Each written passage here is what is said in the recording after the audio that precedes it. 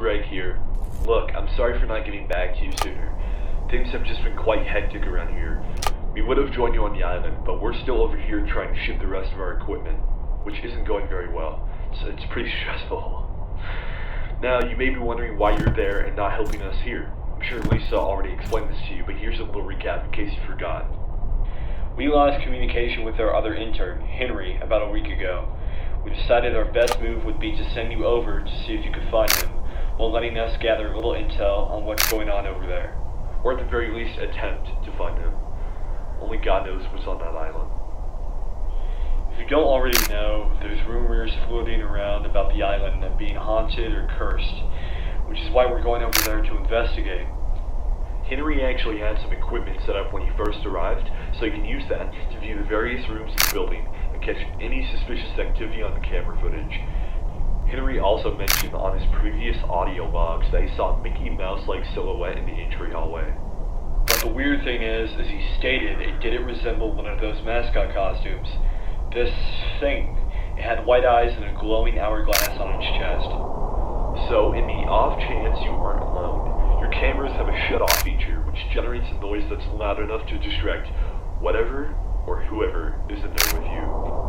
If something goes wrong, like some equipment ends up not working, there's a spare box beside you that is big enough just to hide him.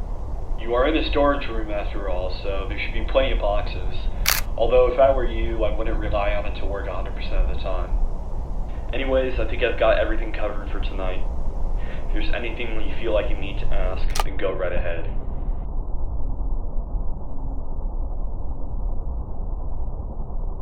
Oh yeah, right, that completely slipped my mind. So Henry modified the computer and equipment a bit, so you should be able to do certain things from right where you're sitting. When it comes to shutting off the cameras, it's as quick and easy as pressing a button. Here's the problem though, the camera doesn't automatically turn on, so you'll have to turn it on manually using the command prompt. I don't know much about the commands, but I think if you were to type in the word help, it'll give you a better explanation of what you can do than what I can tell you. Oh, and there's a notepad program.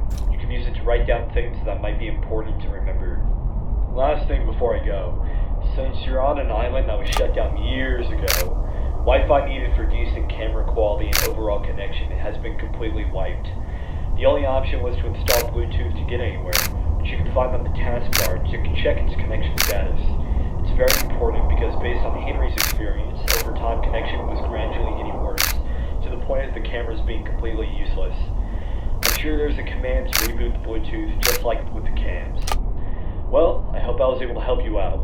Now I'm gonna go brew another cup of coffee and get back to work. Good night and good luck, Jake.